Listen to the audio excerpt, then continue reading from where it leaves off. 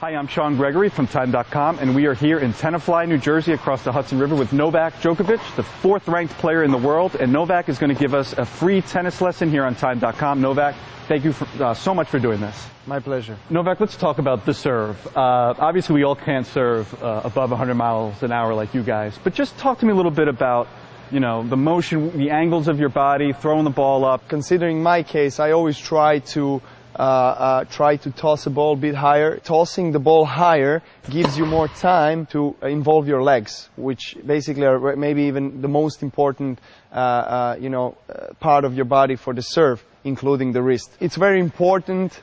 The moment of impact, the speed and pace where you get is from the wrist. You know, so acceleration from this part of the, from this part of the arm, from the elbow, and of course the wrist action in the end. And you want to keep your upper body as loose as possible. Are you ready? Yep. 125 down the middle. Oh.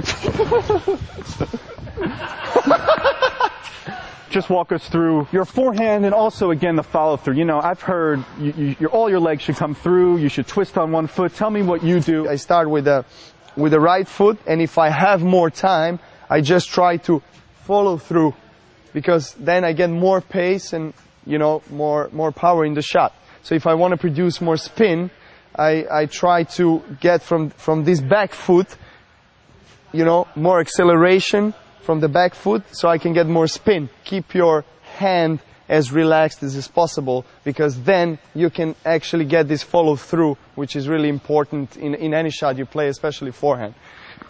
So I want to get that follow through. If you want to get a spin, you bend more and you do more work with your wrist. Okay, Novak, let's talk about the backhand. One hand, two hand. You have two hands. Walk us through your two-hand backhand.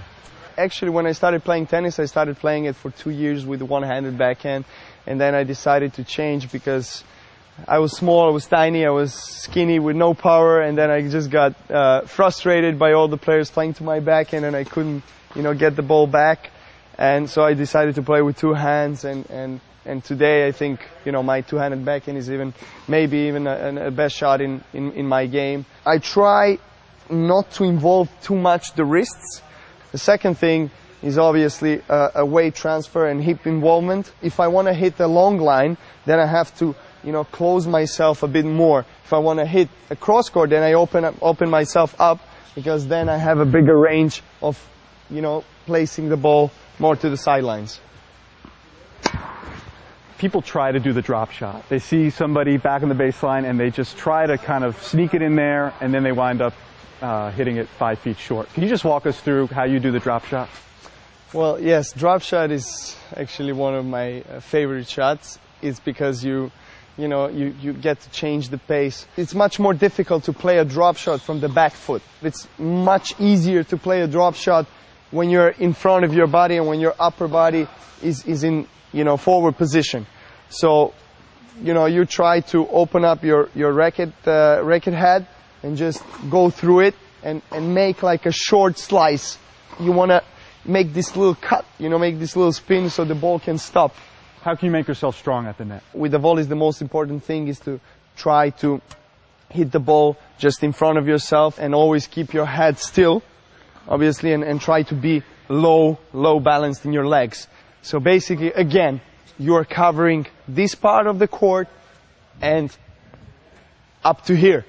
And you want to stay a bit inside of the service line, but not too much, because if you get too close to the net, then you give your opponent an option to lob you. This is the natural and starting position for the tennis player from the baseline, from the volley. You try to keep your racket just in front of you, because from here you have this motion, this motion. If you keep it here, then it takes more time to lift your head up. So this is very important, to keep your head still and up. Beginning players, somebody makes a bad shot, the ball's up in the air, you're just ready to smash it, and you either swing and miss or hit it, you know, into the net. Just help us not make that mistake.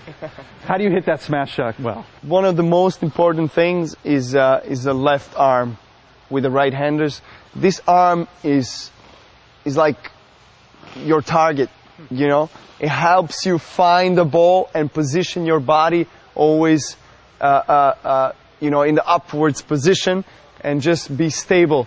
And like at the serve, you know, you need to have this follow through and this wrist action. Exactly. It's the wrist. Exactly. You want to pop the wrist, you want to relax as much as you can the upper body, but footwork is most important, because if you have a bad footwork and, for example, you have a narrow position of the both foot, you know, you have no balance, and then you try to do different things with the upper body. But if you have a good position here, then you can do whatever with the upper body. And again, you have to keep the arm you're hitting with, you have to keep it very relaxed. So you want to keep your left arm always ahead and try to search for the ball. Search for the ball. Keep your legs working all the time and finding a way to hit this smash.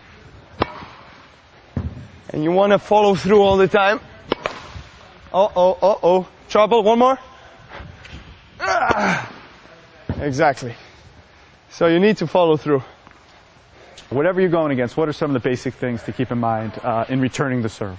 What I like to do, I like to stay somewhere in the middle, because for the first serve, because that gives me enough options to block the shot and to, you know, to spin it and follow through. For the second serve, I like to come a bit closer to the baseline and make a split step. So what you want to do is you want to do a very small split step, just to be ready and be able to, you know, accelerate from then on. Just try to make a short swing, because any big swing with the big servers who serve more than 120 miles per hour, you're losing your time. So you want to make a short swing and try to keep your upper body straight all the time, so you can get forward, you know, and be in the control of the point and being aggressive. Can you serve second serve? So second serve, I start from here, I make a split step in the court and try to hit the ball and get in the control of the point and get into the comfort zone, if that comfort zone is on the baseline, or if the second serve is very short and I have a feeling that, and I see and I recognize that the return of the second serve was really good and that my opponent is stretching out and being very defensive, that's when I want to move a couple of steps and try to hit a second shot volley.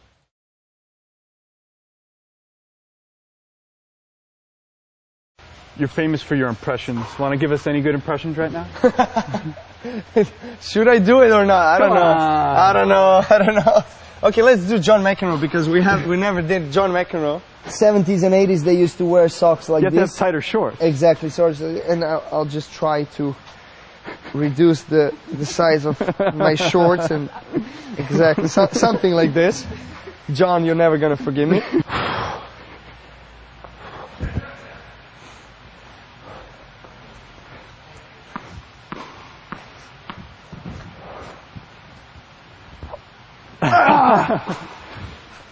What? Oh, it was white! You cannot be serious! You cannot be serious! And things like that. Great.